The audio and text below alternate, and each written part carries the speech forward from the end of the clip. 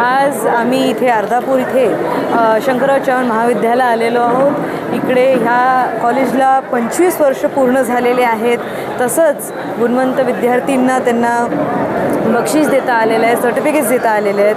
खरंच आपल्या अर्धापूर तालुक्यात शिक्षण ह्या गोष्टीवर खूप लक्ष त्यांनी लेकरांनी केंद्रित केलेलं आहे आणि इकडे लेकरांचं भविष्य मला उज्ज्वल दिसत आहे।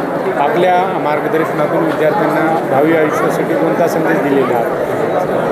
मी अजूनही मला असं वाटतं की आयुष्यात प्रत्येक व्यक्ती हा विद्यार्थीच राहतो आणि आयुष्यात आपण प्रत्येक वेळेला कुठलंही वय असेल आपण शिकतच राहतो। माझं मार्गदर्शन असं काहीच नाही, पण अभ्यासात डेडिकेटेड राहावं, डिसिप्लिन राहावं आणि ह्यानी तुम्हाला आयुष्यात की टू सक्सेस ज्याला म्हणतात ते नेहमी प्राप्त होतो। अर्धापूर महाविद्यालयामध्ये विद्यार्थ्यांचा गुणगौरव करण्यात आलेला आहे, काय सांगा? नाही, आज शंकरराव चव्हाण साहेबांच्या जयंतीनिमित्त जे उद्या आहे आणि शंकरराव चव्हाण महाविद्यालय अर्धापूर याला 25 वर्ष झाल्याबद्दल आज इथे कार्यक्रम घेण्यात आला आणि या अनुषंगाने अर्धापूर तालुक्यातील जेवढ्या शाळेतील गुणवंत विद्यार्थी आहेत त्यांचा सगळ्यांचा सत्कार करण्यात आला आणि विद्यार्थ्याशी एक चांगला संवाद साधता आला।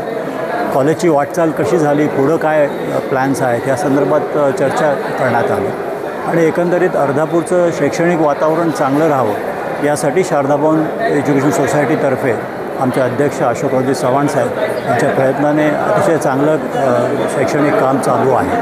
ते विद्यार्थ्यांशी चर्चा करू। शंकरराव चव्हाण महाविद्यालय अर्धापूरचा आज रौप्य महोत्सवी वर्ष आहे आणि रौप्य महोत्सवी वर्ष असल्याच्या कारणाने सर्व प्राध्यापकांनी एकत्रित बैठक घेऊन असं ठरवलं की तालुक्यातून 10वी आणि 12वीचे गुणानुक्रमे पहिला, दुसरा, तिसरा ज्याच्यामध्ये जवळपास 24 शाळेकडून आम्ही डाटा कलेक्ट केला। 114 विद्यार्थ्यांना आम्ही मोबाईलद्वारे संपर्क केला।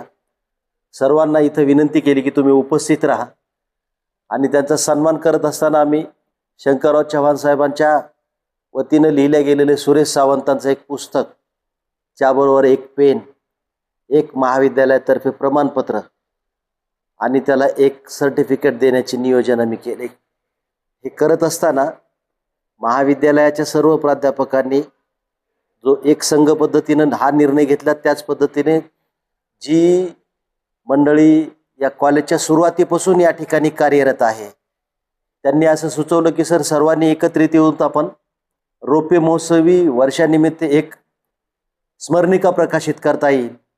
तो सुद्धा आम्ही निर्णय पुढे नेला।